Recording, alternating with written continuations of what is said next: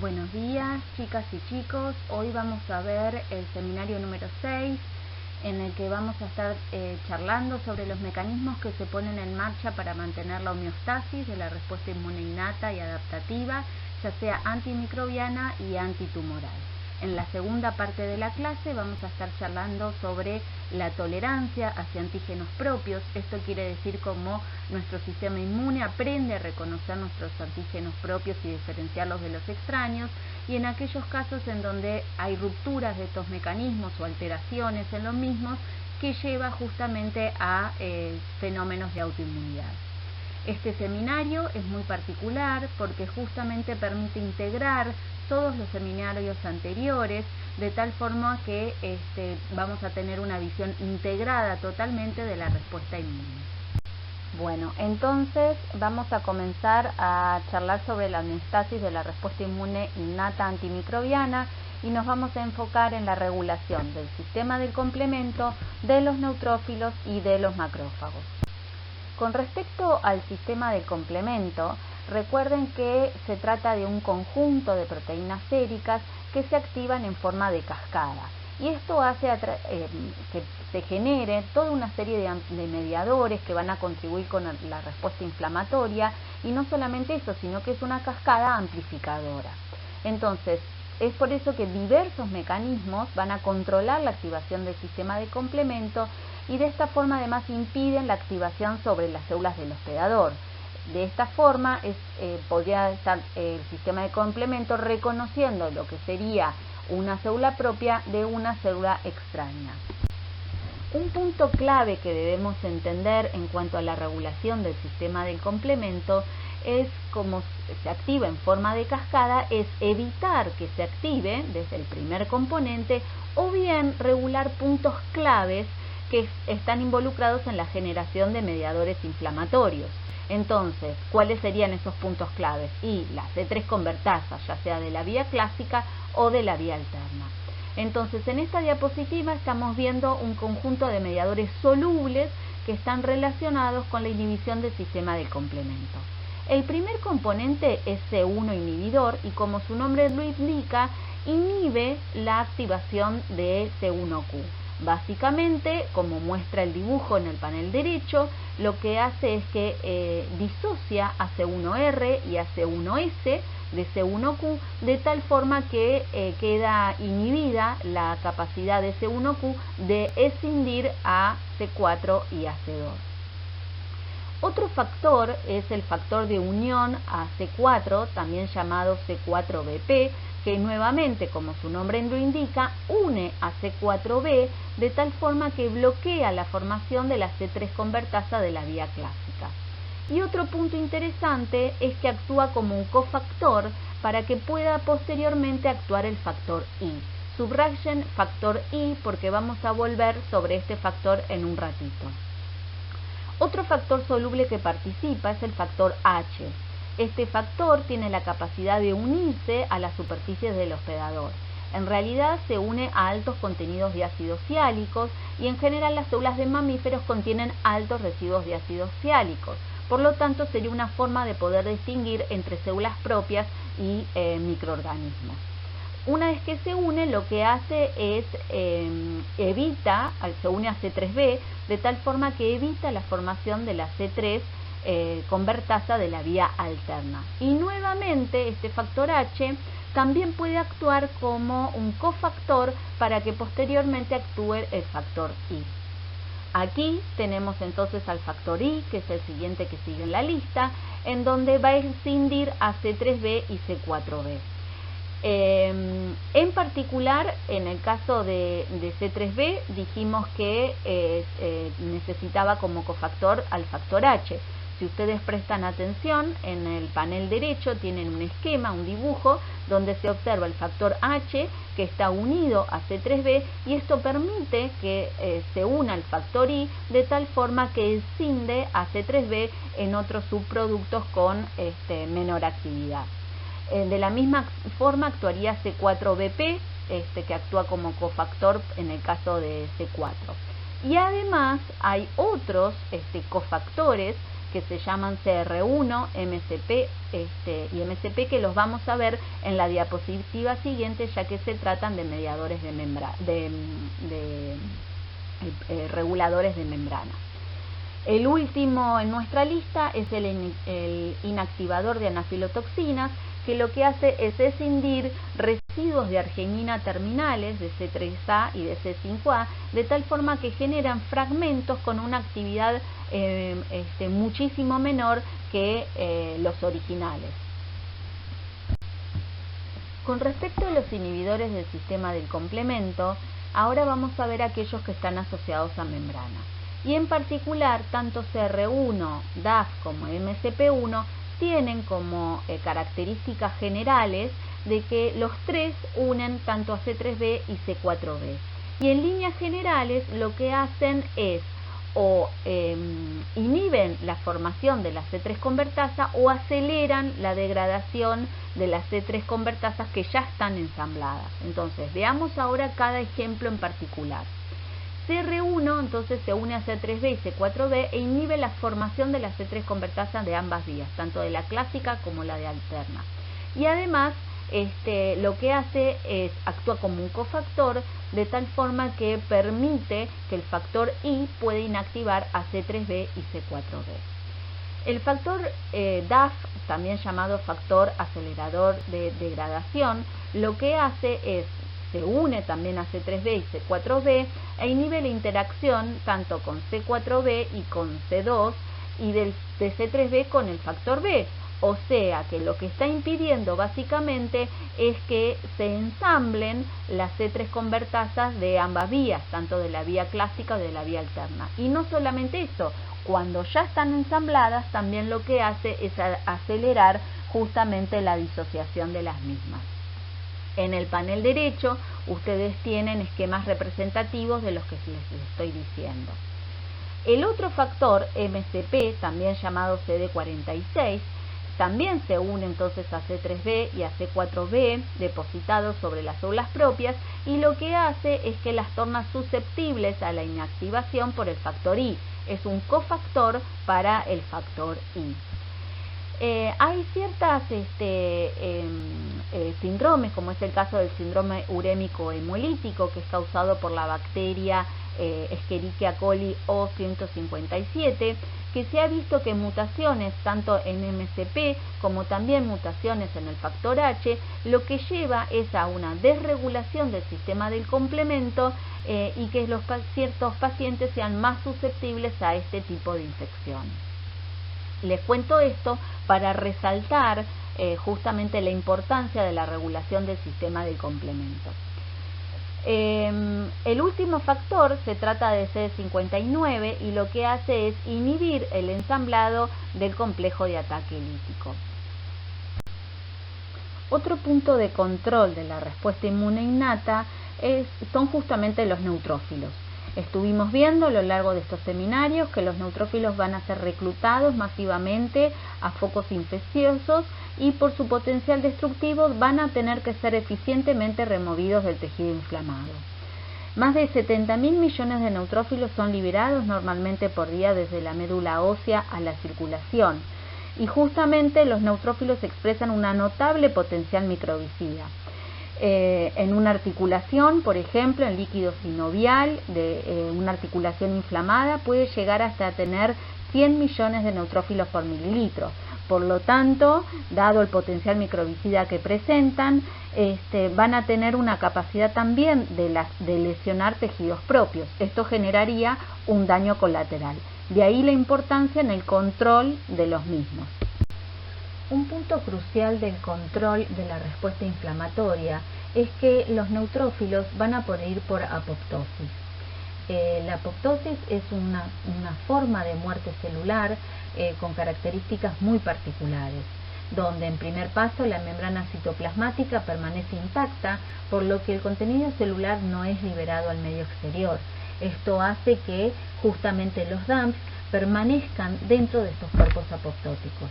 Además, las células apoptóticas van a ser rápidamente removidas. Dijimos que los macrófagos van a jugar un rol crucial en la remoción o en el clearance de lo mismo.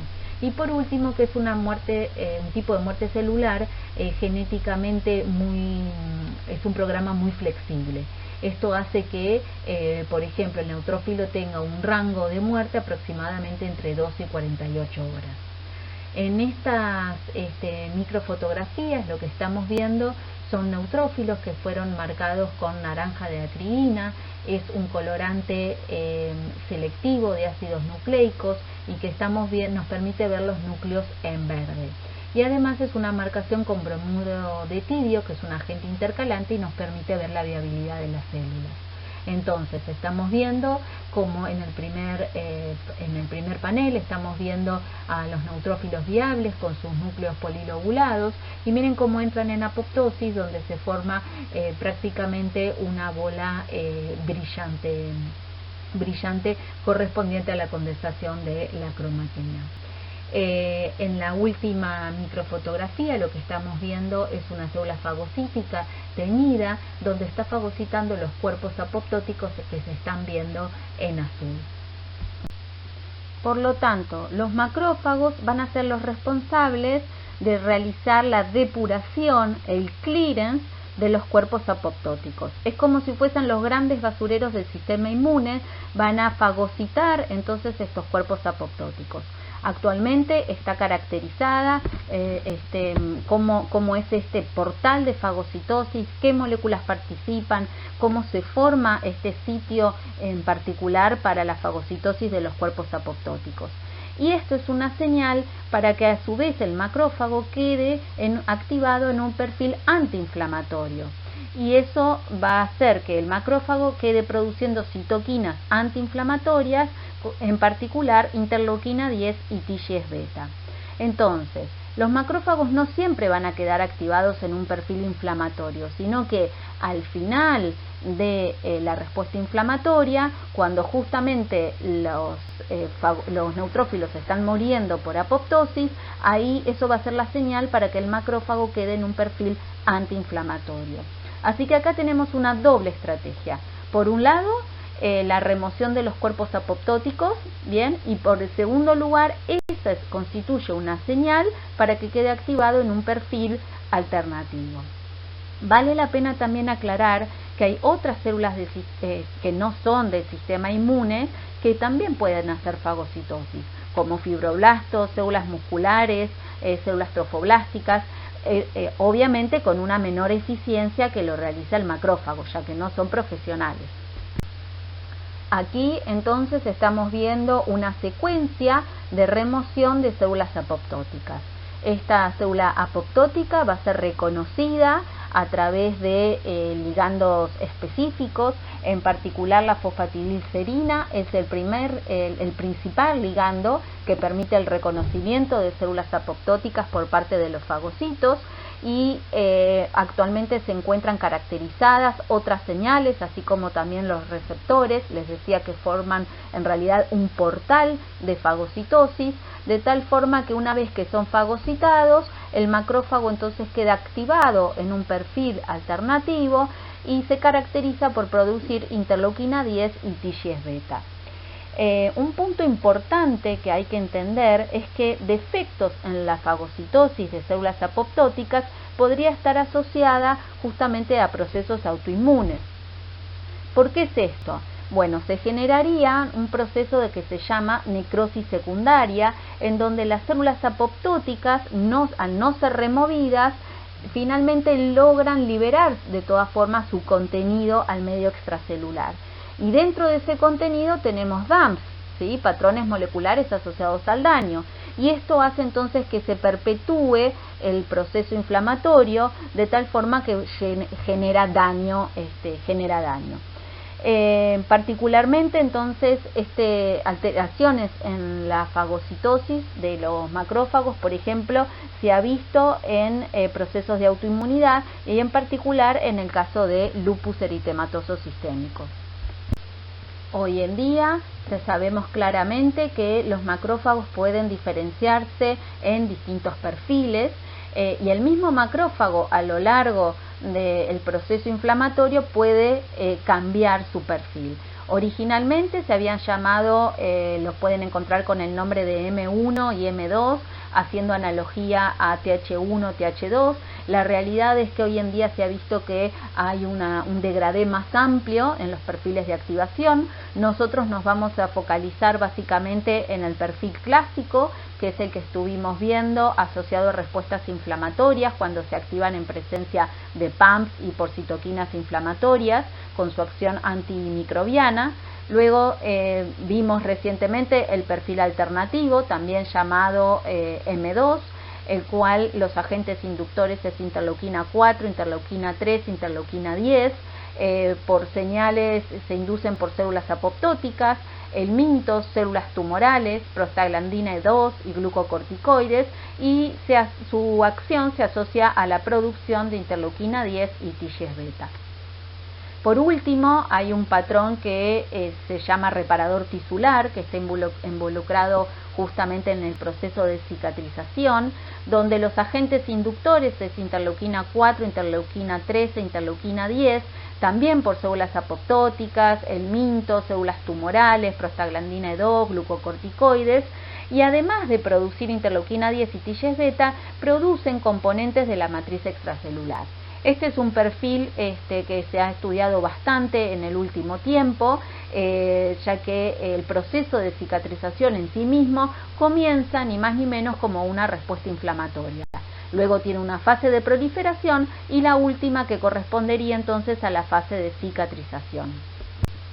Hasta aquí entonces hemos visto puntos de control de homeostasis de la respuesta inmune innata, la regulación del sistema del complemento, la remoción de cuerpos apoptóticos que derivan justamente de neutrófilos, y por último la activación de los macrófagos en distintos perfiles, en particular en el perfil alternativo luego de la fagocitosis de cuerpos apoptóticos.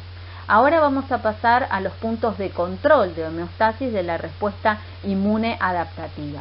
Y nos vamos a estar focalizando en la presencia de receptores inhibitorios, de células T regulatorias y de células dendríticas tolerogénicas. A modo de repaso, veamos cómo van a activarse los linfocitos T vírgenes o naïf. En este ejemplo lo que tenemos es una injuria a nivel de piel, donde justamente una bacteria de tipo extracelular accede a la dermis, donde allí se va a encontrar con las células dendríticas inmaduras.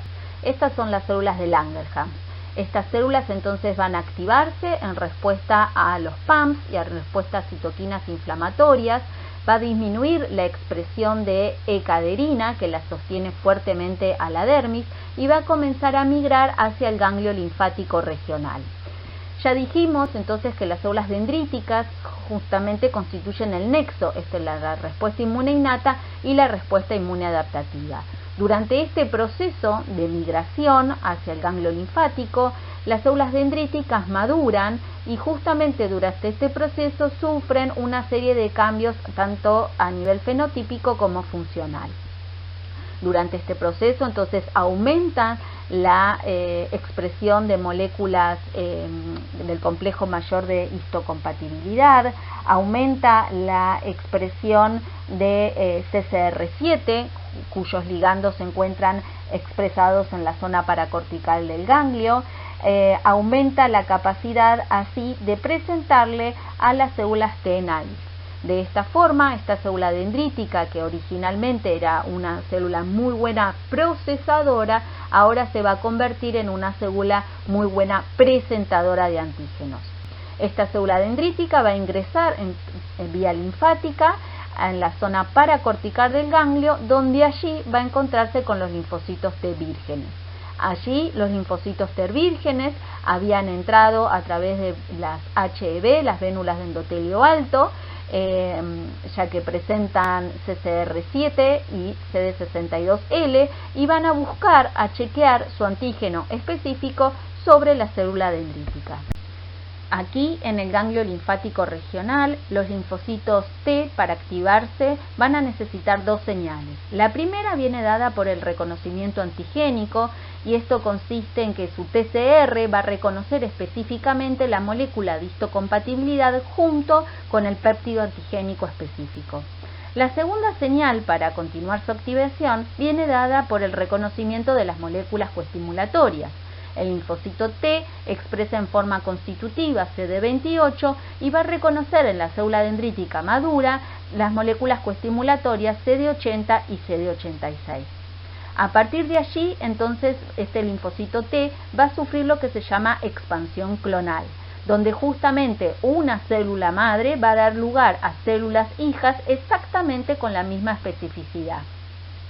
Este proceso de expansión clonal es realmente un proceso muy potente. Para que tengan una idea en números, una célula T naïf es capaz de entre 5 y 8 días de producir una progenie aproximadamente de 10.000 células hijas.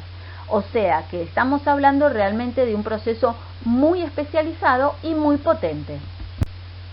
Al activarse, entonces, los linfocitos T van a expresar moléculas que van a ser capaces de controlar, de modular esta expansión clonal. Por un lado, se van a diferenciar a células efectoras, con los distintos perfiles efectores, con citoquinas características asociadas, pero por otra parte también van a expresar moléculas que van a controlar esta expansión clonal. Si prestan atención a esta tabla, vamos a ver el ejemplo de 3 moléculas que están inducidas después de la activación. Ellas son CTLA4, PD1 y Fas ligando. Todas ellas van a generar una señal inhibitoria. De hecho, en particular, en el caso de Fas ligando, va a inducir la apoptosis de esos linfocitos T activados. Entonces, veamos el gráfico. CTLA4, los ligandos son CD80 y CD86 y va a ser inducida luego de la activación. PD1, su ligando es PDL1 y justamente también va a ser inducida después de la activación, al igual que FASL. La diferencia está que en el caso de FASL va a inducir apoptosis.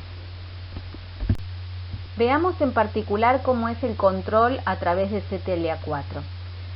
El linfocito T dijimos que luego de recibir la señal 1 a través de su TCR y del reconocimiento del péptido específico, necesita, además de la interacción de la segunda señal dada a través de las moléculas coestimulatorias. Entonces, esta segunda señal, a su vez, también conduce a la expresión de CTLA4 entre 24 horas y 48 horas post-activación.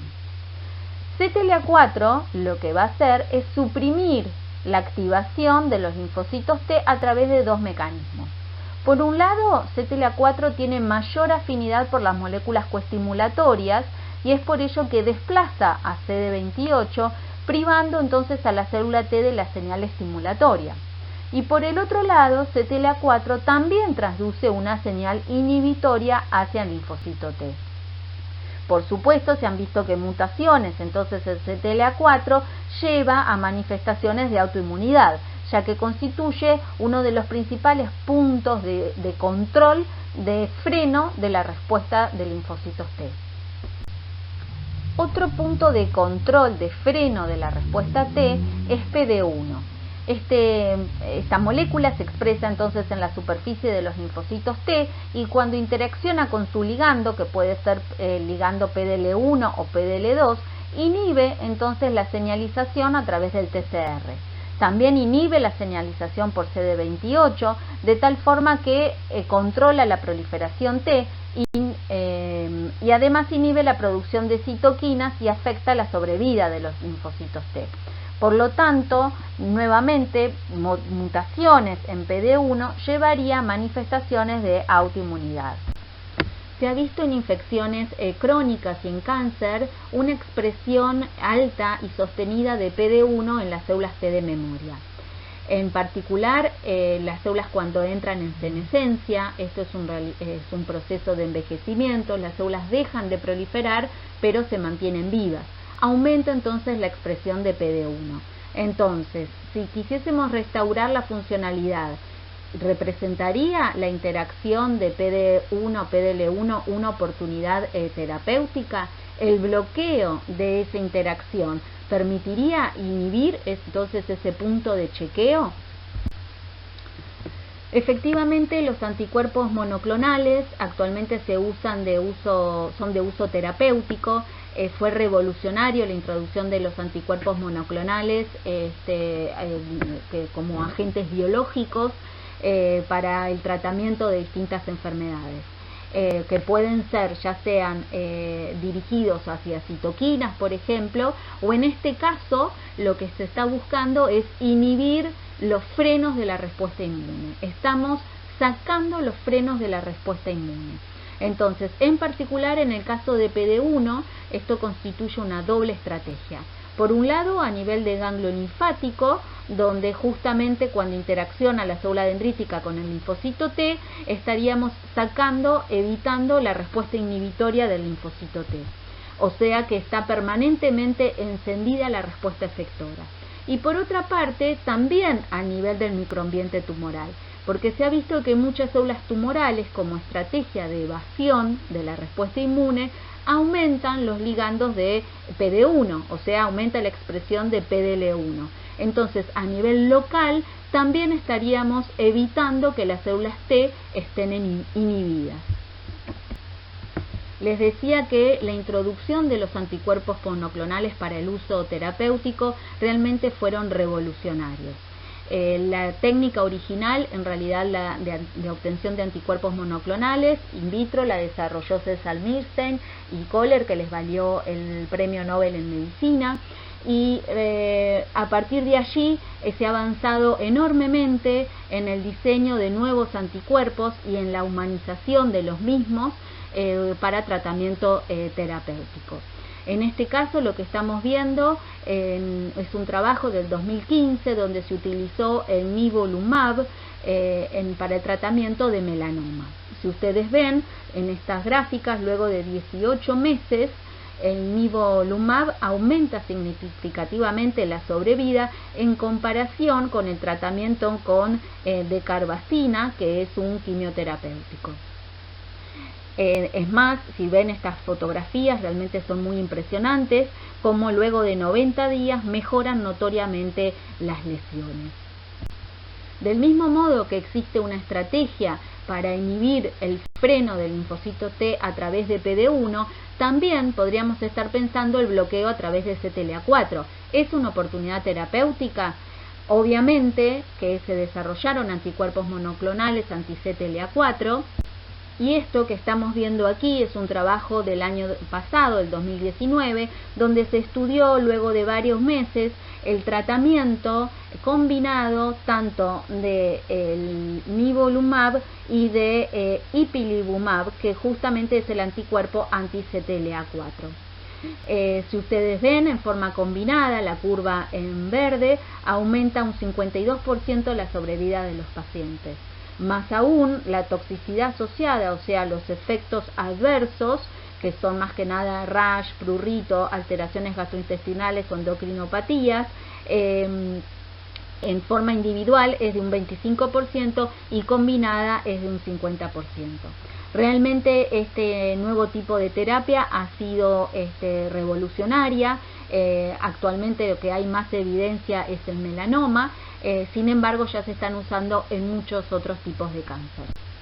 Hoy solo hablamos de los puntos de chequeo a través de CTLA4 y de PD1, pero sepan que hay otras moléculas inhibitorias que se inducen luego de la activación que actualmente están siendo en estudio. De hecho, varias de ellas se encuentran en distintas fases clínicas, en distintos ensayos clínicos, así que con resultados prometedores, así que esto avanza rápidamente. Actualmente los anticuerpos bloqueantes anti-CTLA4 y PD1 se utilizan en melanoma metastásico, en cáncer de pulmón metastásico de células no pequeñas, en cáncer de pulmón de células pequeñas, en carcinoma de células renales, cáncer de cabeza y cuello, carcinoma uterolial, carcinoma de colon, linfoma Hodgkin, entre otros usos. Realmente estos hallazgos les valieron el premio Nobel en medicina hace muy poquito, en el 2018, a James Allison y a Onjo, han sido revolucionarios. En la bibliografía los van a encontrar con el nombre de Immune Checkpoints, porque justamente son terapias que quitan el freno entonces a la respuesta T, de tal forma que siempre estén activadas. Otra molécula que se induce después de la activación es el ligando de Fas. Habíamos dicho que todas las células de nuestro organismo expresan Fas y en el caso de los linfocitos T los expresan luego de la activación. Esto hace que ellos mismos puedan entonces suicidarse, ya que puede interaccionar Fas con su ligando, o incluso inducir fratricidio, que sería la muerte por apoptosis de otro linfocito T. Pero este es un punto de control de la respuesta T. Acá no es que las células quedan inhibidas, sino que directamente mueren por apoptosis, del mismo modo que vimos este mecanismo que utilizan tanto las células NK como los linfocitos T CD8 citotóxicos. Alteraciones entonces en el sistema Fas ligando lleva a una respuesta inmune descontrolada. En el hombre este síndrome es linfoproliferativo autoinmune y justamente está asociada a esplenomegalia, linfadenopatías, trombocitopenia, neutropenia y anemia. Aquí en esta fotografía lo que ustedes ven es en el caso de ratones que son deficientes en Fas o en ligando de Fas y ven el aumento del vaso, eso es lo que es esplenomegalia, y el aumento notorio del tamaño de los ganglios linfáticos, justamente reflejando la falta de control de la proliferación de linfocitos T. Otro punto de control a nivel de periferia de clones autorreactivos lo constituyen las células T regulatorias. Los linfocitos T regulatorios básicamente podemos dividirlos en naturales e inducibles. Recuerden que los naturales eran aquellos que recibían señales particulares en el timo y ya emigraban como células T regulatorias, caracterizadas por la expresión de CD4, del factor de transcripción FOXP3 y de CD25, que es el receptor de alta afinidad de la interleuquina 2, particularmente de la cadena alfa. En cambio, las células inducibles, las T regulatorias inducibles, se inducen en periferia bajo distintas circunstancias, que ahora vamos a hablar de algunas de ellas. Estas células T regulatorias pueden ser las TR1, que se caracterizan por producir altos niveles de interleuquina 10, las TH3, que se asocian con una producción elevada de TGF-beta, o incluso las células T regulatorias inducibles, que adquieren en periferia la expresión de FOXP3 positivas. De hecho, actualmente continúa en discusión si tanto las células inducibles como las naturales presentan algunos marcadores característicos, ya que ambos son FOXP3 positivas y por el momento todas las otras moléculas que se han identificado como potenciales marcadores fenotípicos se expresan en ambas poblaciones. En el seminario 4 ya vimos las funciones de las células T regulatorias, pero recordemos entonces o repasemos los mecanismos de acción. Uno de ellos es a través de la interacción de CTLA4 con las moléculas CD80 y 86 expresado en la célula dendrítica.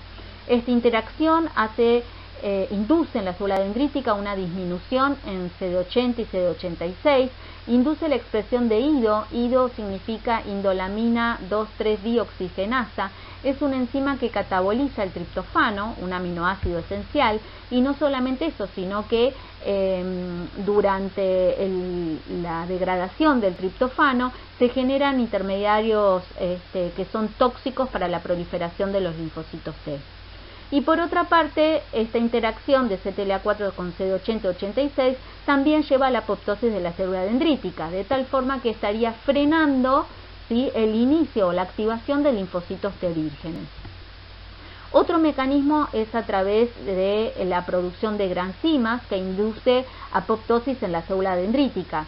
Nuevamente se estaría frenando el inicio de la respuesta adaptativa. Por otra parte, como las células T regulatorias expresan CD25, recordemos que CD25 es la cadena alfa del receptor de alta afinidad de interleuquina 2, consumen interleuquina 2.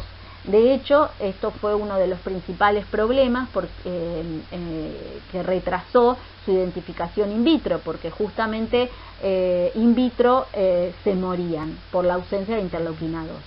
Entonces, al consumir la interleuquina 2, lo que hace justamente es inhibir la diferenciación, la proliferación de linfocitos T efectores. Y el último mecanismo tiene que ver con la producción de citoquinas inhibitorias, en particular las citoquinas características inhibitorias son TGF-beta e interleuquina 10. De hecho, la relevancia de las células T regulatorias se observa en pacientes que tienen mutado FOXP3, que es el marcador de estas células T regulatorias, donde se ve un cuadro fatal caracterizado por la polindocrinopatía, enfermedades inflamatorias intestinales, anemia hemolítica, diabetes, tiroiditis, esplenomegalia, linfadenopatías, tormenta de citoquinas, obviamente una desregulación a múltiples niveles de la respuesta inmune. Además, una característica esencial de las células T regulatorias es que inducen una supresión antígeno específica y una supresión bystander. ¿Qué quiere decir esto? Para ejercer su efecto supresor, las células T regulatorias deben ser activadas a través de su TCR en forma específica. Pero, sin embargo, una vez que fueron activadas, el efecto supresor puede ejercerse sobre células T efectoras con otras especificidades distintas. Y esto es lo que vemos en el diagrama, donde tenemos una célula T regulatoria que es específica para el péptido A, que puede inhibir a un linfocito T efector que sea específico para el péptido A, así como también a un linfocito T efector que sea específico para el péptido B. O sea, nuevamente, que una vez que se inducen, pueden ejercer su función sobre T efectoras con otras especificidades. Otro punto de control de la respuesta inmune adaptativa viene dado por las células dendríticas tolerogénicas. Nosotros hemos visto que las células dendríticas constituyen, las convencionales o mieloides, constituyen un link esencial entre la respuesta inmune innata y adaptativa, pero en ciertas situaciones adquieren un fenotipo particular, de tal forma que participan en la tolerancia inmunológica. Aquí estamos viendo marcadores característicos, fenotípicos, relacionados con las células dendríticas tolerogénicas. En azul estamos viendo aquellas moléculas que regula su expresión, o sea que disminuye su expresión, como es el caso de las moléculas coestimulatorias, CD80, CD86, CD40, y de esta forma entonces es capaz de inducir anergia en células T. Por otra parte, disminuye la expresión de las clásicas citoquinas inflamatorias, como por ejemplo de TNF-alfa, de interleuquina 6 y de interleuquina 12. Por otra parte, upregula o aumenta la expresión de los marcadores que están indicados en el panel rojo. Esto quiere decir, aumenta la expresión, por ejemplo, de PDL1 y PDL2, de esta forma puede inhibir la respuesta efectora T, puede inducir apoptosis a través del ligando de Fas y más aún puede inducir células T regulatorias a través de la producción de citoquinas, como por ejemplo de TGF-beta y de interleuquina 10. ¿Cómo se generan entonces estas células dendríticas tolerogénicas?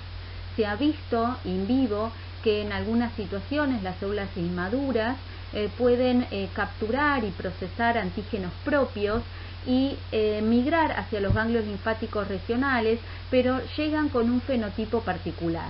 Llegan justamente con bajos niveles de moléculas coestimulatorias, es más, con un aumento en la producción de interleuquina 10 y de TGF-beta, y de esa forma se podrían inducir linfocitos T regulatorios que contribuirían a la homeostasis y a la tolerancia periférica.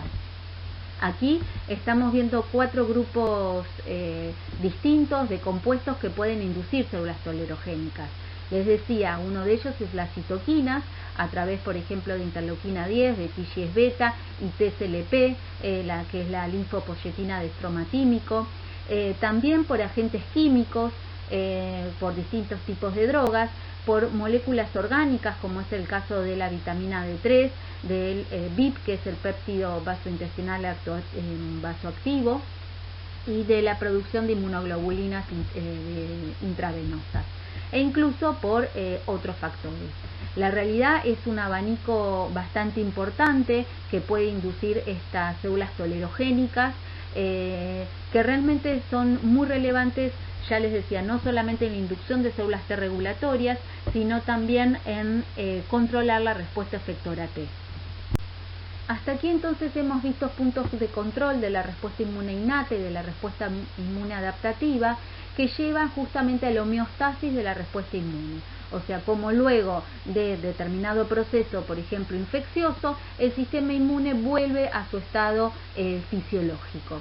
Ahora, en esta segunda parte de la clase, vamos a enfocarnos en los mecanismos de tolerancia central hacia antígenos propios. Básicamente, cómo nuestras células, nuestros linfocitos T aprenden y linfocitos B aprenden a distinguir los antígenos propios de los extraños. Entonces, estos mecanismos de inducción de tolerancia ocurren a nivel central, esto me estoy refiriendo en los órganos primarios centrales, en médula ósea y en timo, y a nivel de periferia. En caso de que falle el reconocimiento de estos antígenos propios, obviamente tendríamos procesos de autoinmunidad, ya que habría una ruptura en estos mecanismos tolerogénicos.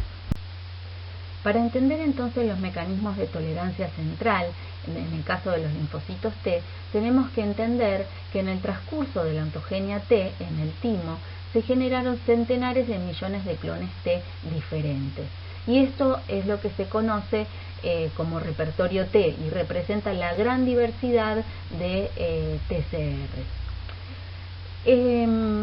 Repasemos entonces lo que vimos en el seminario 4, y es que los timocitos, los inmaduros en particular, los dobles negativos tanto para CD4 como para CD8, presentan su ADN en la configuración germinal. Esto quiere decir que sus genes aún no están rearreglados. Estos genes cuentan con familias de segmentos génicos, los cuales entonces se van a reordenar a través de un proceso secuencial. Los primeros que comienzan son los rearreglos en la cadena beta, y en forma simultánea sigue la cadena gamma y delta.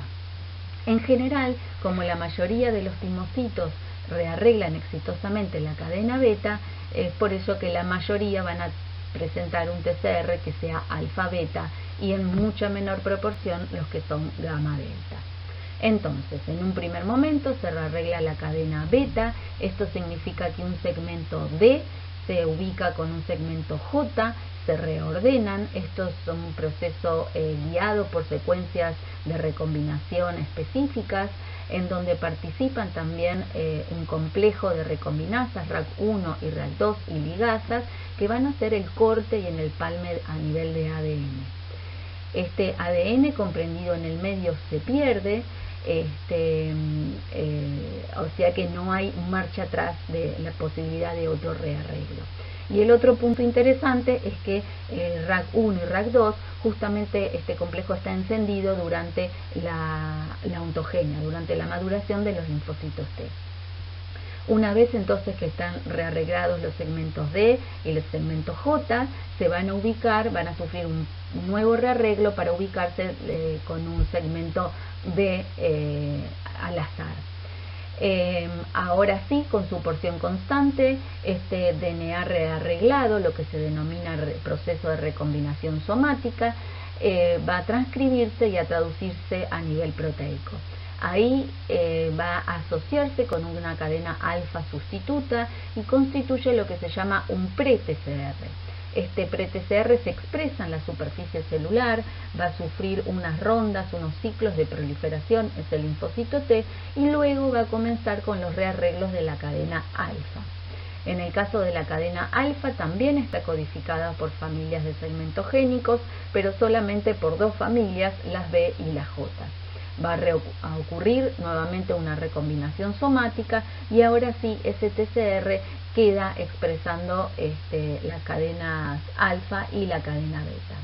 En ese estadio entonces se induce también la expresión de CD4 y CD8, y es lo que se denomina como un estadio doble positivo. Este proceso de recombinación y de aprendizaje que van a sufrir los linfocitos T va a ocurrir aquí en el timo, ¿sí? El timo es un órgano que se encuentra entonces por debajo del corazón en el hombre, y este es un esquema de su estructura básica, es multilobulado, y aquí vemos que un lóbulo contiene básicamente una corteza, una zona córtico-medular y una zona medular. Los timocitos entonces más inmaduros se van a ubicar en la corteza y a partir de allí van a sufrir un proceso de diferenciación, y no solamente eso, sino que también van a ir migrando hacia la médula. Durante ese proceso vamos a ver que se va a encontrar con células del epitelio tímico cortical y con células del epitelio tímico medular, que también van a participar en los procesos que se denominan selección positiva y selección negativa respectivamente. Entonces, veamos más en detalle los distintos pasos que van a ocurrir. Habíamos dicho que en el estadio doble negativo, estos timocitos son muy inmaduros, presentan una alta tasa de proliferación celular y comenzaban los rearreglos en las cadenas beta del pre-TCR. Luego la cadena beta ya rearreglada se asociaba con la cadena alfa sustituta, constituyendo el pre-TCR. Entonces allí las células realizaban, les decía, unos ciclos de replicación. Y luego comenzaban los arreglos de la cadena alfa, y ahí se inducía la expresión de CD4 y CD8, y por eso pasaban a denominarse timocitos doble positivos. Ahora sí, una vez que tiene rearreglado la cadena alfa, esos timocitos ya tienen constituido su TCR. A partir de aquí van a sufrir dos procesos que están relacionados justamente con el aprendizaje o la tolerancia central, que consiste en lo que se llama la selección positiva y la selección negativa. Para ello lo que se requiere es un íntimo contacto entre los TCRs de los timocitos y los complejos péptidos MHC propios expresados por las células epiteliales, macrófagos, células dendríticas que están presentes en el timo. Los timocitos entonces cuyos TCRs no logren interaccionar con las MHC del individuo van a terminar muriendo por apoptosis. Ahora bien, aquellos timocitos capaces de interactuar con las MHC del individuo van a recibir señales a través de su TCR que, dependiéndose de su intensidad, podrán llevarlos a destinos opuestos, o pueden sobrevivir y diferenciarse o pueden morir por apoptosis. La selección positiva justamente nos va a asegurar que continúen madurando aquellos timocitos que son capaces de interaccionar en forma apropiada con las MHC del individuo, ¿sí? La selección positiva va a ser clave en la determinación de las células doble positivas a simple positivas. Vamos a ver por qué. Finalmente, no todas las células seleccionadas positivamente van a alcanzar la madurez, ya que algunas van a morir más tarde como consecuencia de la selección negativa. Durante este proceso mueren por apoptosis los timocitos que reciben señales muy intensas a través de su TCR. Tengan en cuenta que esta señal muy intensa podría representar un clon autorreactivo, y es por ello que esta señal se interpreta como inapropiada y la célula muere por apoptosis. Este timocito, entonces, este clon sería considerado peligroso. Entonces, los timocitos que van a superar estos mecanismos de inducción de tolerancia central van a emigrar del timo como células T maduras, simple positivas y autorrestrictas. Simple positivas porque quedaron diferenciadas en linfocitos T CD4 o CD8, autorrestrictas porque aprendieron a reconocer el complejo mayor de histocompatibilidad propios, y también van a ser tolerantes justamente porque aprendieron a reconocer péptidos propios de extraños. Entonces, estos timocitos dobles positivos que rearreglaron su TCR deben aprender, por un lado, a reconocer las moléculas del MHC propio, y por el otro lado también distinguir péptidos propios de péptidos extraños. Estos timocitos dobles positivos se ubican en la zona cortical, y allí entonces el epitelio tímico cortical juega un rol central, porque justamente va a presentar un gran abanico de péptidos, tanto en moléculas de clase 1 como en moléculas de clase 2. cuentan con mecanismos particulares, como por ejemplo cuentan con la expresión del timoproteosoma, que permite presentar un gran número de péptidos en moléculas de clase 1. Lo mismo vale para el cargado de las moléculas de clase 2, expresan una catepsina especial que se llama catepsina L, que permite entonces presentar mayor diversidad de péptidos en moléculas de clase 2. Entonces, estos linfocitos T doble positivos van a reconocer sobre células del epitelio tímico las moléculas del complejo mayor de histocompatibilidad. Ahora bien, un punto importante es que durante todo este reordenamiento se generó una gran diversidad de TCR. Algunos de ellos directamente no van a poder reconocer las moléculas de histocompatibilidad, ni las de clase 1 ni las de clase 2. Y es por ello que la mayoría, el 96% de estos timocitos, van a morir por apoptosis. Este tipo de muerte se llama por abandono porque directamente no reciben señales de sobrevida a través de su TCR. Y justamente son la mayoría entonces de los linfocitos, de los timocitos dobles positivos, van a morir por abandono. Los que van a sobrevivir son aquellos que van a reconocer entonces las moléculas de histocompatibilidad propias. Y este proceso es lo que se denomina selección positiva. Y ocurre, lo más aceptado, es que ocurre en la zona cortical del timo. Además, durante la selección positiva, lo que ocurre es que también se van a convertir en simples positivos. Van a quedar como CD4 o como CD8. Para esto hay dos modelos, el modelo estocástico y el modelo instructivo.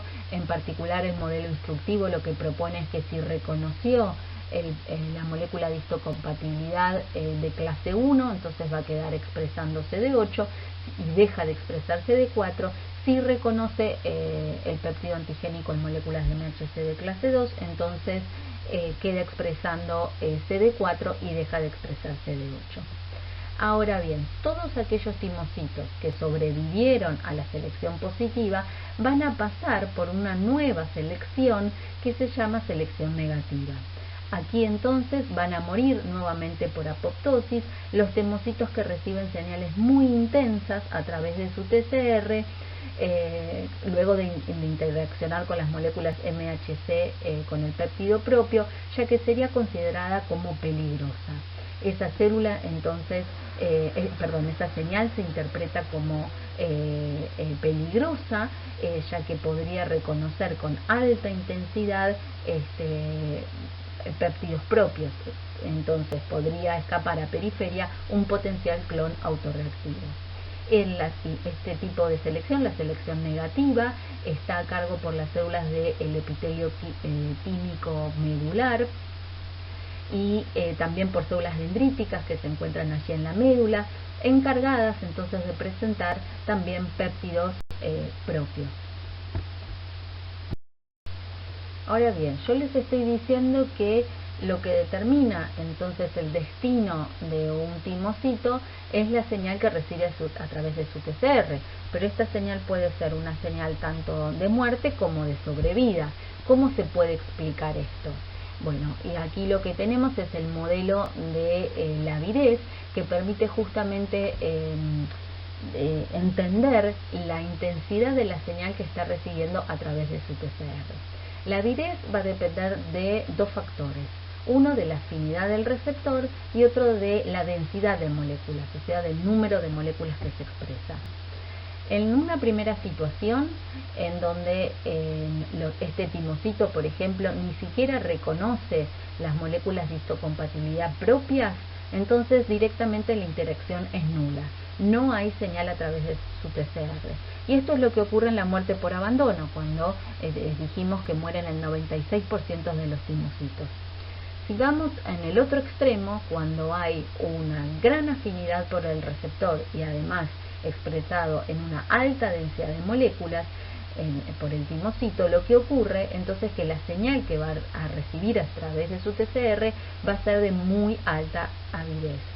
Y esto es lo que es el tipo de muerte que se genera por la selección negativa. ¿Por qué? Porque este sería un clon potencialmente autorreactivo. ¿Quiénes van a sobrevivir? Bueno, aquellos que en la selección positiva recibieron señales de baja intensidad, que fueron seleccionados positivamente y que luego recibieron bajas señales de intensidad a través de su TCR. Les decía que a pesar de los mecanismos que se ponen en el timo en marcha para inducir tolerancia a nivel central, hay algunos clones autorreactivos que escapan a periferia. Y es por ello que también existen a nivel de periferia mecanismos de inducción de tolerancia. Y en ellos los que participan son los linfocitos T regulatorios. Allí, justamente en el timo, también se van a seleccionar las células T regulatorias naturales, aquellas que van a egresar del timo como células CD4 positivas, FOXP3 positivas y CD25 positivas. Si nosotros vemos la intensidad que reciben a través de su TCR para ser seleccionadas células T regulatorias naturales, es distinta.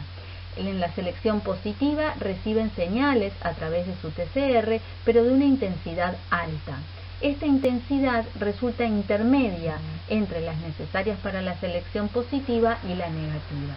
Si vemos en el gráfico que está en el panel derecho, donde está graficada la afinidad del TCR por péptidos propios, y en el otro eje el número de timocitos, lo que vemos que para la selección positiva se requiere una intensidad tal, y en cambio en el caso de los linfocitos T regulatorios es mayor esa intensidad, o sea que resulta intermedia entre la positiva y la negativa. Entonces, del timo van a egresar células T que van a reconocer capaces de reconocer antígenos foráneos y por los cuales pasaron por los mecanismos de tolerancia central, me refiero a selección positiva y negativa. También van a egresar del timo linfocitos T autorreactivos que escaparon a estos mecanismos, pero al egresar del timo células T regulatorias naturales, estas van a poder entonces inducir tolerancia a nivel de periferia y controlar entonces esos clones T autorreactivos. Para resumir entonces los mecanismos que estamos viendo ahora, dijimos que los timocitos dobles positivos iban a sufrir una selección positiva, en donde aquellos que recibían señales a través de su TCR iban a sobrevivir, mientras que la gran mayoría iban a morir por abandono. En la selección positiva, que ocurría entonces en el epitelio tímico, por las células del epitelio tímico cortical, allí también se diferenciaban a simple positivas. Ahora bien, todos los que seleccionaron positivamente no era necesariamente que van a sobrevivir, porque van a pasar por un nuevo proceso que es la selección negativa. Y a diferencia de lo que se creía anteriormente, las células del microambiente tímico son capaces de presentar numerosas proteínas propias, incluso aquellas que comúnmente se expresan en otros tejidos. Vamos a ver en un ratito a continuación cómo ocurre en este proceso, pero gracias a este reconocimiento es que van a emigrar del timo linfocitos que van a ser simples positivos, esto quiere decir que van a ser o CD4 o CD8, autorrestrictos porque aprendieron a reconocer las moléculas de histocompatibilidad propias, y a su vez autotolerantes porque justamente tienen capacidad de reconocer péptidos propios que péptidos ajenos. Entonces vamos a tener linfocitos TCD4 positivos que van a egresar, CD8 positivos y linfocitos T regulatorios, para lo cual recibieron una señal intermedia durante el proceso de selección positiva. Ahora bien, yo les estoy diciendo que en las células del epitelio tímico, y en particular las células del epitelio tímico medular, expresan una gran cantidad de péptidos propios, incluso de proteínas extratímicas. ¿Cómo pueden llegar estas proteínas extratímicas? Porque tengamos en cuenta de que es dentro del timo y a su vez dentro de los lóbulos y a su vez dentro de la médula, resulta bastante difícil el acceso a estos péptidos propios. Entonces, veamos qué mecanismos se ponen en marcha. Justamente, por un lado, van a acceder entonces a la zona medular del timo células dendríticas que van a venir cargadas, por ejemplo, con péptidos propios. Pero la gran característica es que la médula del epitelio tímico es un gran mosaico de péptidos propios. Hay antígenos de otros tejidos que tienen expresión ectópica en el timo. Y allí entonces les decía que gracias a este gran abanico de péptidos es que se va a poder aprender a distinguir lo propio. Ejemplos, van a haber expresión de proteínas de TSH, TRH, proteína básica de mielina, insulina, hormona de crecimiento y centenares de otras proteínas extraquímicas. Entonces, ¿cómo se expresan los antígenos propios en la médula del timo? Y esto se debe a una característica, y es que las células del epitelio tímico medular expresan el factor de transcripción AIRE, que significa Autoimmune Regulator. Este factor entonces va a permitir expresar las proteínas propias de otros tejidos en el timo. Aquí estamos viendo entonces cómo esta célula del epitelio tímico medular expresa antígenos propios, y en caso de que este timocito lo reconozca entonces con alta afinidad, va a morir por apoptosis, y este es el proceso que vimos de selección negativa. De ello se desprende que consecuencias entonces en la mutación del gen AIRE va a llevar a síndromes de tipo autoinmune. En el hombre hay un tipo de polindocrinopatía autoinmune con candidiasis y displasia ectodérmica, también llamada síndrome polindocrino autoinmune, que se debe justamente a mutaciones en el gen AIRE. Entonces, ¿por qué se debe esta falla poliendocrina y autoinmune? Bueno, justamente porque estos antígenos tisulares no van a ser reconocidos como propios, y de esta forma falla el proceso de selección negativa, escapando clones autorreactivos hacia la periferia, quienes esos clones luego van a ejercer funciones sobre nuestras propias células, dando un síndrome de autoinmunidad. Hasta aquí entonces estuvimos viendo los mecanismos que se ponen en marcha a nivel de tolerancia central. Veamos ahora aquellos mecanismos que se ponen en marcha para el control de la tolerancia periférica, para la inducción de tolerancia periférica y en particular de linfocitos T. Hay otros factores que contribuyen, justamente habiendo linfocitos autorreactivos, a que no desencadenen respuestas autoinmunes. Estos mecanismos son los que tenemos enumerados en esta diapositiva. Si ustedes ven, tienen números, acá tenemos representado 4 mecanismos que vamos a ir desarrollando en las siguientes diapositivas. El primero de ellos tiene que ver con que los linfocitos T vírgenes autorreactivos no encuentran en periferia las condiciones necesarias para activarse. Y esto puede pasar por dos situaciones: por la anergia clonal, que es la ausencia de la segunda señal de activación, o por la ignorancia clonal, donde hay una densidad inadecuada. Veamos cada una de ellas un poco más en detalle. En el caso de la anergia clonal, los linfocitos T vírgenes autorreactivos no encuentran en periferia las condiciones necesarias para activarse. Esto es ausencia de la señal coestimulatoria. Entonces, recordemos que los linfocitos T necesitan para activarse la primera señal, que viene dada a través del reconocimiento de su TCR, que va a reconocer el péptido específico en el contexto de MHC de clase 2, junto con las moléculas coestimulatorias. Con ello me refiero a la interacción entre CD28, CD80 y CD86. Ahora bien, si no ocurre esta interacción de altos niveles de moléculas coestimulatorias, se induce un estado de anergia. Esto quiere decir un estado de no respuesta, y posteriormente lleva a la apoptosis. Las células dendríticas tolerogénicas vimos también que son capaces de inducir anergia. Ellas presentan bajos niveles de moléculas coestimulatorias, CD80 y CD86, acceden a los ganglios linfáticos, y de esta forma podrían entonces estar silenciando clones T autorreactivos. El segundo ejemplo es la ignorancia clonal, donde los linfocitos T autorreactivos no encuentran en periferia las condiciones necesarias para activarse y, por ejemplo, se debe a una densidad inadecuada de complejos de péptido MHC. Para activarse, los linfocitos T requieren de un umbral de péptidos antigénicos y presentados por moléculas de MHC. Entonces, si no se llega a ese umbral de activación, no va a haber activación de los mismos. No hay entonces inducción de anergia o apoptosis, simplemente esos linfocitos T no se activan. Y este también es un punto importante porque en algunas situaciones puede revertirse, ¿sí?, esta situación. ¿Qué quiere decir? Por ejemplo, que frente a una determinada infección aumente la expresión de moléculas de MHC, se induzca la expresión de las mismas y entonces ahí sí podrían activarse potenciales clones autorreactivos. Si volvemos a nuestra lista de los factores que contribuyen a controlar clones autorreactivos en periferia, vimos entonces el punto 1 que tenía que ver con que los linfocitos T no encuentran en periferia las condiciones necesarias, vimos anergia clonal, vimos ignorancia clonal.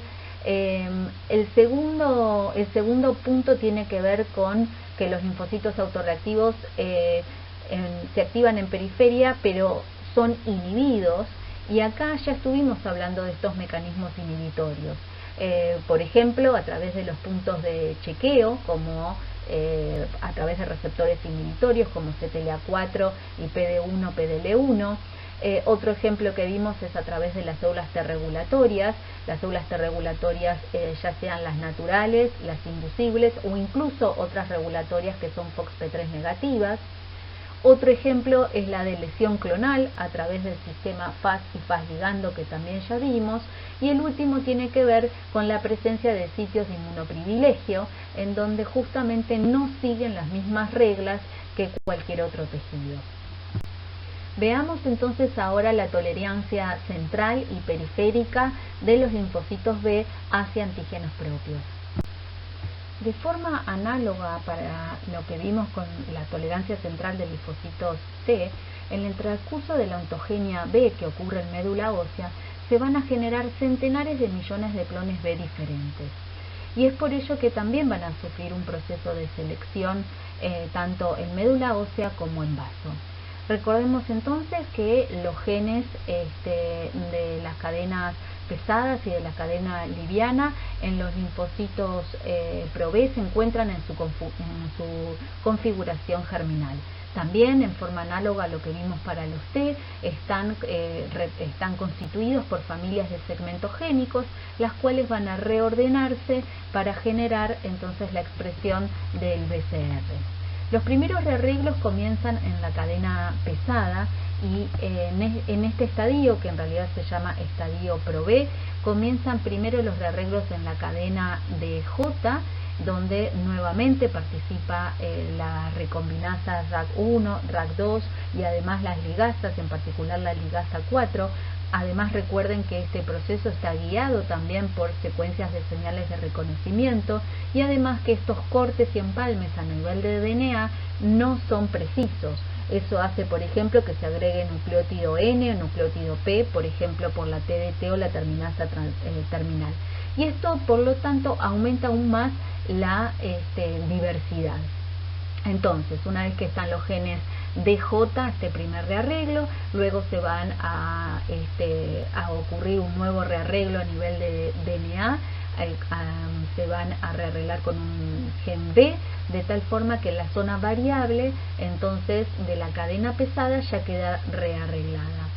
Va a haber entonces una ronda, va a ocurrir la transcripción, el splicing alternativo, y esta proteína va a expresarse en membrana, la cadena pesada rearreglada, junto con una cadena que se llama alfa sustituta. Entonces, el complejo de este pre-BCR con la expresión de Ig alfa e Ig beta se va a expresar entonces en la superficie de los linfocitos pre-B. Allí también sufren unos ciclos de replicación y luego entonces van a comenzar los rearreglos en la cadena liviana. En el caso de las cadenas livianas están la configuración germinal,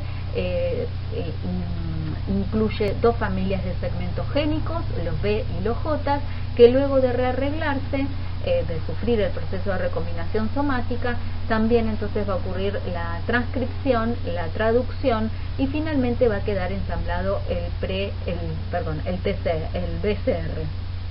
Estos clones ahora sí van a sufrir un proceso de selección negativa, ya sea en la propia médula ósea e incluso en el vaso.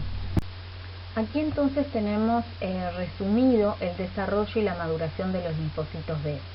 Entonces dijimos que los linfocitos B van los precursores en médula ósea van a estar en íntimo contacto con el estroma de médula ósea, ya que ahí cuentan con señales especiales como por ejemplo la interleuquina 7, el CSF, que es el Stem Cell Factor, CDF, que es el Stromal Derived Factor, justamente para la maduración de estos linfocitos B. Entonces, en este momento es que va aquí en médula ósea a sufrir los rearreglos de su BCR y se va a generar el gran repertorio de linfocitos B. Esto significa la gran diversidad de BCR. Ahora bien, van a pasar en el siguiente panel, lo que estamos viendo es que van a sufrir un proceso de selección negativa. Esto quiere decir que van a poder reconocer antígenos propios en médula ósea. Y aquí pueden surgir distintas instancias. Si hay una ausencia de señal a través del BCR, entonces ese linfocito B continúa su maduración como linfocito B inmaduro y va a pasar entonces va a pasar al vaso, donde nuevamente va a sufrir otro proceso de selección negativa. Ahí va a pasar por dos procesos, dos estadios que se llaman BTR1, que significa B transicional de tipo 1 en la zona pulp del vaso, y luego por BTR o transicional de tipo 2, que va a ocurrir en los folículos esplénicos. El punto está en que nuevamente va a ser sometido a un proceso de selección negativa, o sea que va a recibir señales a través de su BCR. Bien, si en médula ósea recibe un entrecruzamiento extensivo, ¿sí? Por ejemplo por antígenos particulados, entonces ahí tiene la chance de editar su BCR. Esto quiere decir que esta es una instancia que los linfocitos T no cuentan y se debe a que estos linfocitos B inmaduro aún tienen activado el sistema de RAG1, RAG2 y entonces pueden tener una chance de edición de su BCR. Si esto ocurre exitoso, entonces continúa la maduración, de lo contrario queda en un estado anérgico. Y en otra situación es cuando hay un entrecruzamiento leve del BCR, por ejemplo a través de antígenos solubles, donde en ese caso queda en un estado de anergia irreversible y a lo largo va a terminar muriendo en periferia. Entonces, finalmente, luego de aquellos linfocitos B que maduraron, tanto sufrieron selección negativa en médula ósea y en el vaso, van a migrar a periferia, como ahora sí linfocitos B maduros, donde justamente van a quedar en circulación y patrullar entonces los ganglios linfáticos también. En caso de que encuentre su antígeno específico, va a necesitar la segunda señal de activación que viene dada justamente por la colaboración TB y es lo que vimos en todo el seminario 5. A partir entonces de de la colaboración TB van a diferenciarse finalmente, van a formarse el centro germinal, por supuesto, van a sufrir todos los procesos que vimos en el seminario 5 de maduración y lo que se van a generar van a ser células plasmáticas productoras de anticuerpos, las cuales pueden migrar a médula ósea nuevamente para mantener la producción de anticuerpos y células plasmáticas de larga vida, y también se van a generar células B de memoria. A pesar entonces de estos mecanismos de control y estos mecanismos de tolerancia a nivel central y a nivel central en médula ósea y también a nivel de vaso, hay de todas formas ciertos clones autorreactivos que escapan. Entonces, ¿cuáles son los mecanismos de control en periferia de estos clones B autorreactivos? Y aquí nuevamente tenemos una lista con una serie de ejemplos. En el ejemplo 1 lo que describe es que los linfocitos B vírgenes autorreactivos no encuentran en periferia las condiciones necesarias para activarse. Y en ellos vimos anergia, que es la ausencia de la segunda señal de activación, e ignorancia clonal. Veamos un poco más cada una de ellas en detalle. En el caso de la anergia, los linfocitos B vírgenes autorreactivos no van a encontrar en periferia las condiciones necesarias para activarse. Veamos este ejemplo. Este linfocito B autorreactivo reconoce un epitope de una proteína propia. Entonces, esa proteína es internalizada, degradada y va a exponer en su superficie moléculas de MHC de clase 2 con el péptido antigénico.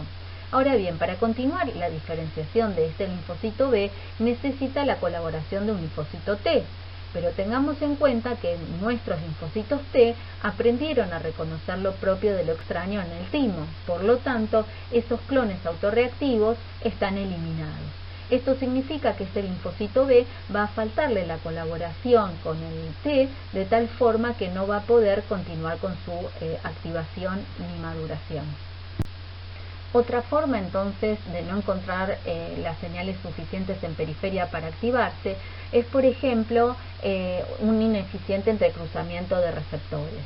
Aquí no habría un crosslinking de los mismos debido justamente a las características del epitope antigénico y las señales no serían necesarias para que se active. Vale la pena notar que acá la célula no queda ni siquiera en un estado anérgico, queda tal cual. También, del mismo modo que se han descrito receptores inhibitorios para los linfocitos T, hay receptores inhibitorios para los linfocitos B. Aquí solamente vamos a ver un ejemplo, y este es el ejemplo a través del receptor Fc gamma RB2, o también llamado CD32B. En este caso, este receptor habíamos visto en los primeros seminarios que es un receptor inhibitorio. ¿Cuál sería la situación? Este linfocito B está reconociendo un epitope antigénico, pero al mismo tiempo ese antígeno se encuentra opsonizado por un anticuerpo de tipo IgG. Entonces, cuando interaccione la porción Fc gamma con el receptor CD32B, va a inducir una señal inhibitoria en el linfocito T de tal forma que no continúe con su activación. Este es un punto de control de la respuesta inmune y justamente sería uno de los mecanismos que estaría ocurriendo en etapas más tardías, por ejemplo, de una infección, donde ya incluso se están produciendo anticuerpos específicos que estarían actuando como opsoninas. Y de esta forma también es una señal, entonces dijimos, para apagar al linfocito B. Como último punto en la lista de mecanismos de control periféricos tanto para linfocitos T como para linfocitos B, encontramos los sitios inmunológicamente privilegiados. Estos sitios, aquí se los presento, ojos, testículo, cerebro, ovario y la interfase materno-fetal, no siguen las mismas reglas que en otros tejidos.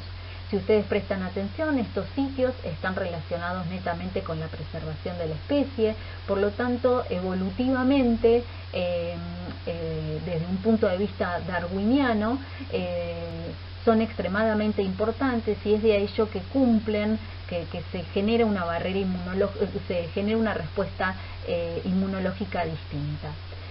A pesar de que cada uno de ellos tiene características particulares, podemos decir en líneas generales que hay una inducción de tolerancia hacia antígenos locales. Por otra parte, la mayoría de los sitios suelen contar con una barrera física que restringe el acceso de células inmunes, como la barrera hematoencefálica o hematotesticular, por ejemplo. Por otra parte, suelen presentar un microambiente antiinflamatorio e inmunosupresor. Aquí se producen en general citoquinas inmunosupresoras por distintas poblaciones celulares, TGF beta, interleuquina 10.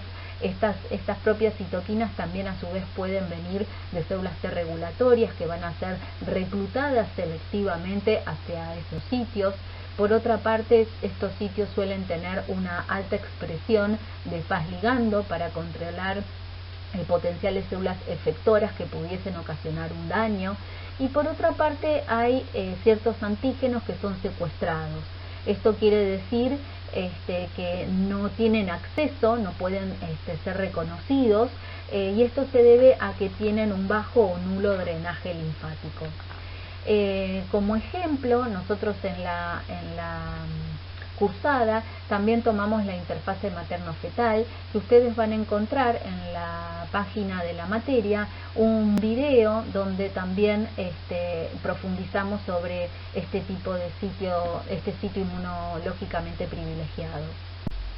Con respecto entonces a el compromiso en los sitios inmunológicamente privilegiados y en particular con la presencia de antígenos que están secuestrados, quisiera contarles un ejemplo que tiene que ver con activación de linfocitos T autorreactivos. Por ejemplo, luego de un trauma, ya sea por la ruptura de la barrera o por una infección que lleva a la inflamación, por ejemplo en el caso de un síndrome de autoinmunidad, en el ojo, lo que puede ocurrir es la liberación de antígenos que están secuestrados intraocularmente.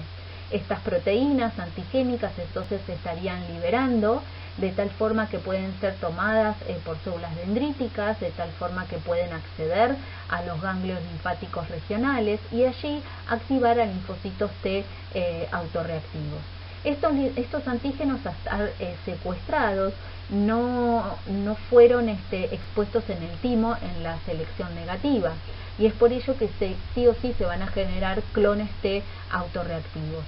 Estos ahora linfocitos T pueden activarse, diferenciarse a distintos perfiles efectores y ahora vía sanguínea acceder nuevamente al ojo, pero en realidad pueden acceder a los dos ojos vía sanguínea.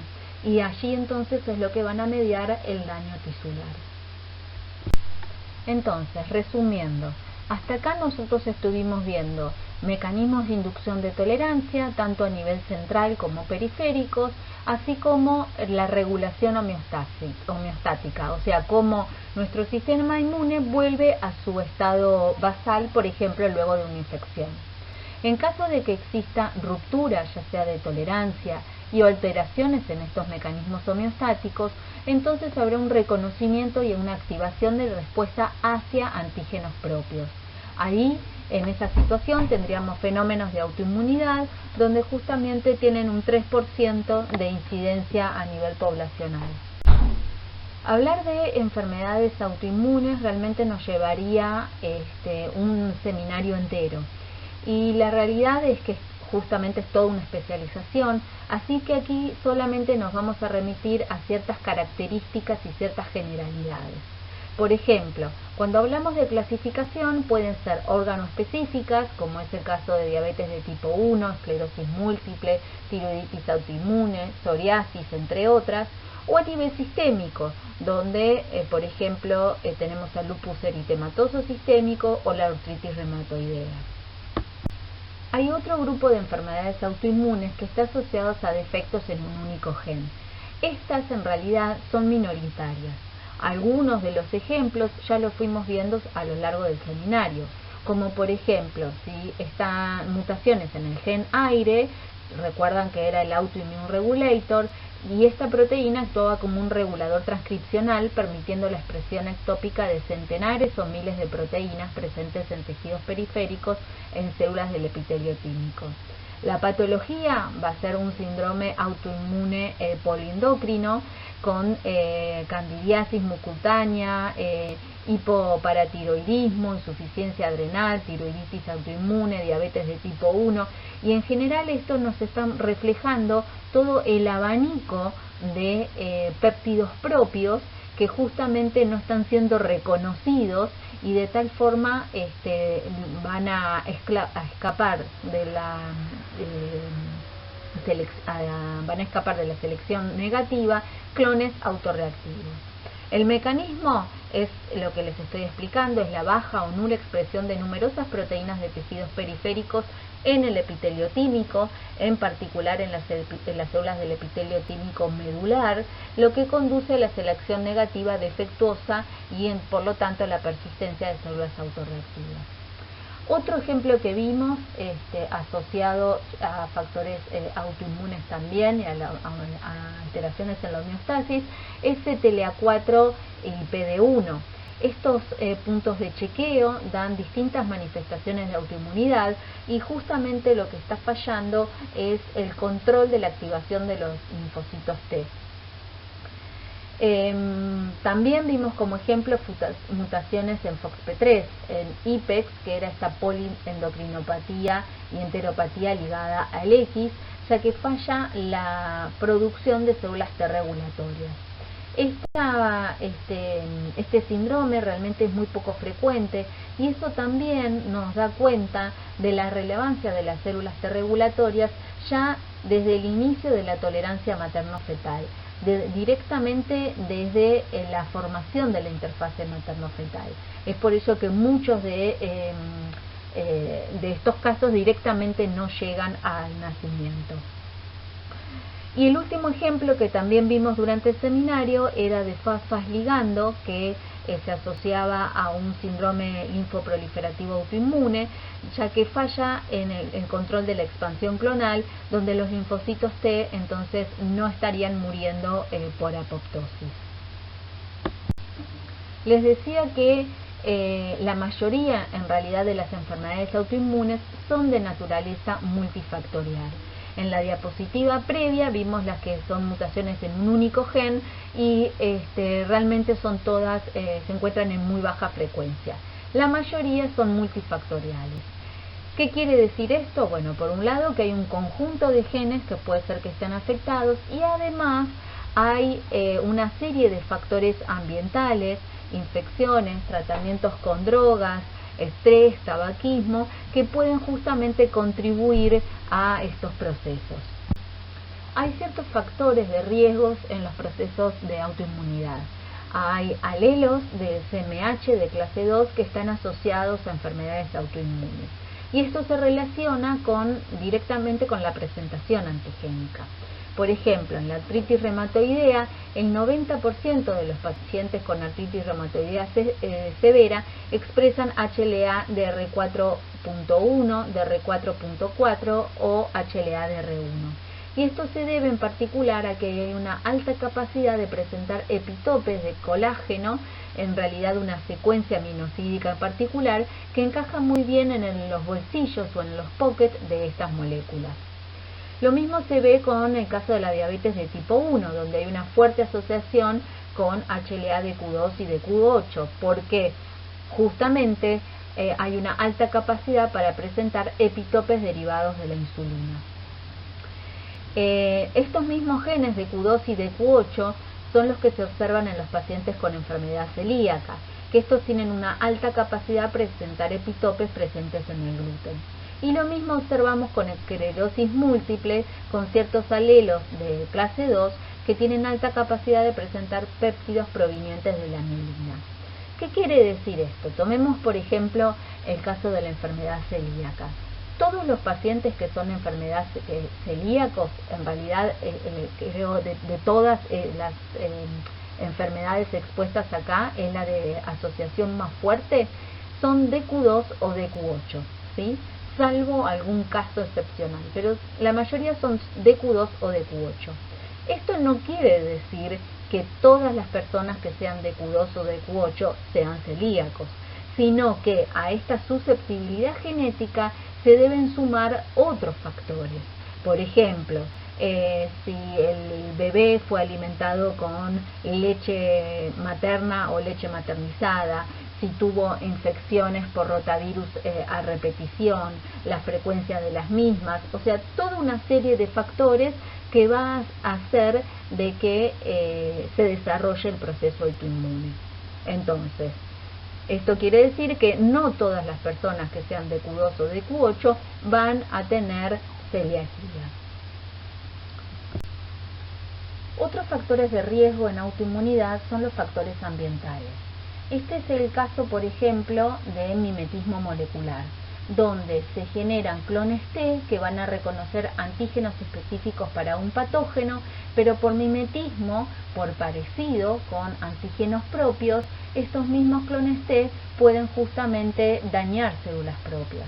Y esto es lo que pasa con el caso del estreptococo beta hemolítico del grupo A, donde justamente se van a generar en la infección para este estreptococo, se van a generar entonces clones T específicos para el mismo, pero sin embargo los antígenos son muy parecidos a ciertos antígenos del miocardio, de tal forma que generan la fiebre reumática.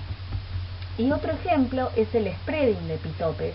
Spreading quiere decir como que los epitopes se desparraman, no existe la traducción literal, donde en esta situación habría un daño tisular, se estarían exponiendo entonces antígenos propios y se generaría una respuesta hacia esos antígenos. Otro mecanismo a través del cual se puede generar un síndrome de autoinmunidad es a través de la generación de neoantígenos. Lo que estamos viendo acá es lo que se llama PTI, que es una púrpura trombocitopénica inducida por fármacos. Hay numerosas drogas cuyos metabolitos pueden actuar como aptenos, uniéndose a glicoproteínas de la membrana plaquetaria e induciendo una respuesta de autoanticuerpos. Estos autoanticuerpos son patogénicos, son de tipo IgG y justamente estarían reconociendo neoantígenos, o sea, antígenos nuevos que se formaron por la presencia del fármaco. La PTI inducida por heparina es la más frecuente. Sin embargo, actualmente se ha reducido mucho su incidencia mediante la utilización como anticoagulante de la heparina de bajo peso molecular. Veamos entonces el esquema. El factor plaquetario 4 está presente, está unido a la superficie plaquetaria y también puede ser secretado en altas concentraciones cuando la plaqueta se activa. Cuando entonces el factor plaquetario se une con la heparina, se exponen determinados epitopes que son neoantígenos y es por ello que se pueden inducir IgG. Esta inmunoglobulina entonces puede unirse a la heparina que está contactando con el PF4 en la superficie de la plaqueta y de esta forma inducir la fagocitosis de las plaquetas por macrófagos esplénicos. De esa forma el fenómeno que estaríamos observando es la trombocitopenia. Ahora bien, la IgG también puede reconocer en su conformación soluble la heparina junto con el factor plaquetario 4. Este complejo inmune, entonces, como forma de depurarlo, puede unirse a los receptores Fc de la plaqueta y esto lleva entonces a la activación de plaquetaria, a la agregación y a la liberación de sustancias procoagulantes. Y de ahí es que se produce la trombosis. De ahí viene su nombre de púrpura trombocitopénica inducida. Ahora bien, hay otros mecanismos a través de los cuales las infecciones pueden promover procesos autoinmunes, como por ejemplo, generar gradientes de quimoquinas que atraigan clones autorreactivos al sitio de infección, aumentar la densidad de moléculas coestimulatorias en las células presentadoras de antígenos para activar los clones autorreactivos. Esto serían ejemplos de ruptura de la ignorancia clonal, porque en el caso de la ignorancia clonal, los clones autorreactivos permanecían con capacidad de activarse en determinadas situaciones. Aumentar la presencia de citoquinas proinflamatorias en el sitio de activación, de esa forma se potencia la actividad de clones autorreactivos. Por último, vamos a ver dos ejemplos de autoinmunidad, uno que es la esclerosis múltiple y más adelante la psoriasis. ¿Qué pasa en la esclerosis múltiple? La realidad es que todavía los mecanismos de iniciación continúan en investigación. Lo más aceptado hasta el momento sería que los linfocitos T activados atraviesan la barrera hematoencefálica y allí tienen capacidad de atacar y de dañar las vainas de mielina y por lo tanto las fibras nerviosas. De esta forma hay una obstrucción de la señal o un enlentecimiento de la señal.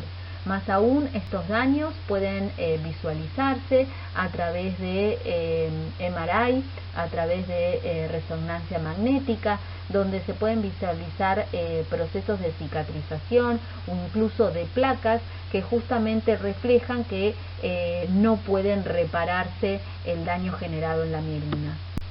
Entonces, veamos qué pasa con la mielina y las fibras nerviosas. Lo que estamos viendo aquí es una secuencia de daño donde en amarillo tenemos representado las vainas de mielina. En la primera situación sería una fisiológica, luego habría un daño, el cual si los clones autorreactivos continúan atacando, termina en que se corta el axón. En el panel derecho lo que estamos viendo son imágenes de resonancias magnéticas de un cerebro normal y con las lesiones características o las placas características de la esclerosis múltiple. La mielina tiene cierta capacidad para repararse a sí misma y el potencial de la reparación entonces de la mielina continúa siendo un área muy intensa de investigación por el momento. Sin embargo, una vez que los axones están dañados, ya no pueden repararse. Justamente debido a que el daño axonal puede ocurrir incluso en las primeras etapas de la enfermedad, apenas se diagnostica la esclerosis múltiple, debe considerarse el tratamiento muy temprano con medicamentos y sobre todo con aquellos que sean modificadores de la enfermedad. Aquí estamos viendo toda una serie de posibles síntomas y como ustedes ven, realmente hay una variedad muy grande, desde fatiga, dificultades cognitivas, ceguera, dolor, espasticidad. Realmente son muy amplios todo este listado y los pacientes también puede ser que presenten de 1 a 3 síntomas nada más o realmente muchos más. De todos los más comunes es considerado la fatiga. Aquí entonces estamos viendo cómo sería la migración y la función efectora de las células T en el sistema nervioso central y lo que se utilizó es un modelo de encefalomielitis autoinmune experimental.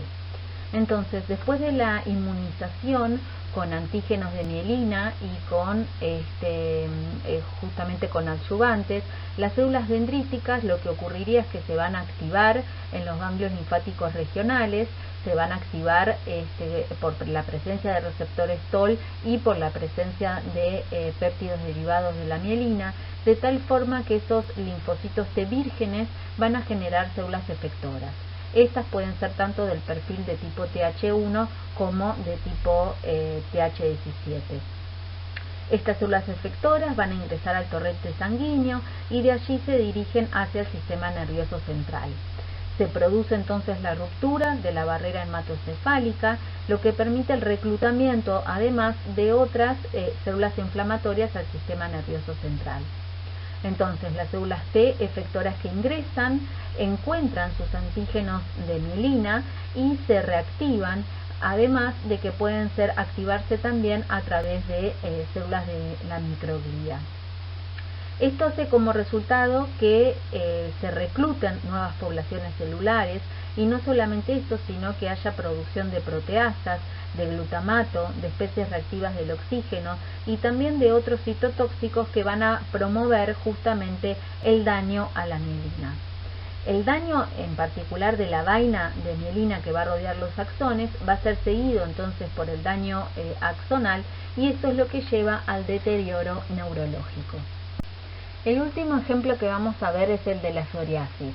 Esta es una enfermedad autoinmune que afecta en primer lugar a la piel, tiene una prevalencia entre el 1 al 3% de la población y se caracteriza por la presencia de placas en la piel engrosadas y enrojecidas y generalmente bien delimitadas.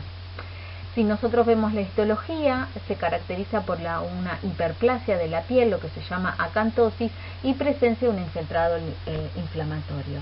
Miren por favor los cortes y tinciones con hematocilina eosina que tienen en el panel derecho de la diapositiva, donde en el primer caso lo que están viendo es una piel normal, y miren, por ejemplo, en la lesión obtenida de la psoriasis, cómo hay justamente una hiperplasia de la piel, una acantosis, y no solamente eso, sino el marcado infiltrado leucocitario.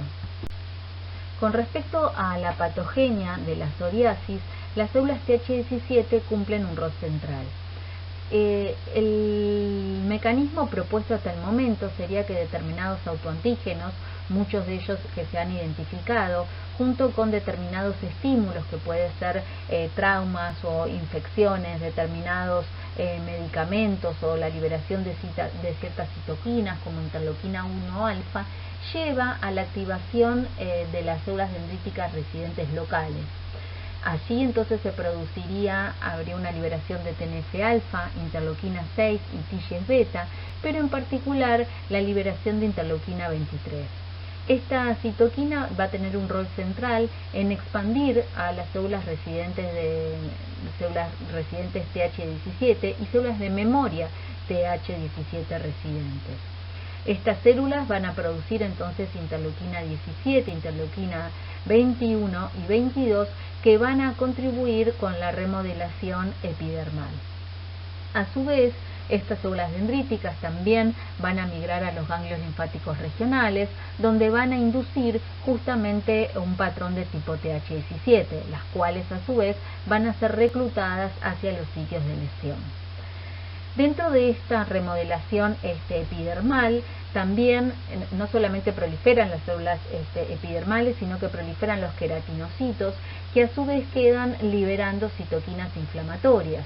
Y esto lleva a la perpetuación de un ciclo inflamatorio, seguido también por la angiogénesis.